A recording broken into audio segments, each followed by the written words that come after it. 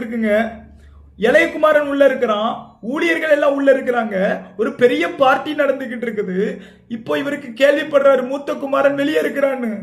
வெளியே இருக்கான்னு சொல்லி கேள்விப்பட்ட உடனே நம்மால உள்ள சந்தோஷமா பார்ட்டி கொண்டாட முடியல. ஐயோ, என் கூட எப்பவுமே இருப்பானே, அவன் வெளியே இருக்கிறானா, அவன் இன்னும் இந்த காரியத்தை சரியா புரிஞ்சுக்கிடல. நான் ஏன் இவனுக்கு பார்ட்டி கொடுக்கறேன்னு புரிஞ்சுக்கிடல. அதனால நான் வெளியே போறேன். எப்பா, மூத்த குமாரன் இல்லாம என்னால எப்படி சந்தோஷமா இருக்க முடியும்? மூத்த குமாரன் தான் என் சந்தோஷம். அவனுக்கு நானே சுதந்திரம், அவனுக்கு நானே பங்கு. நான் எப்படி சந்தோஷமா இருக்க முடியும்னு சொல்லி உள்ள இருந்த தகப்பன் உள்ள இருந்து வெளியே போய் அவனை வருந்தி அழைத்து கொண்டாராம். அர்த்தம் என்ன தெரியுமா? வேதத்தில் எழுதப்பட்டிருக்கிறது.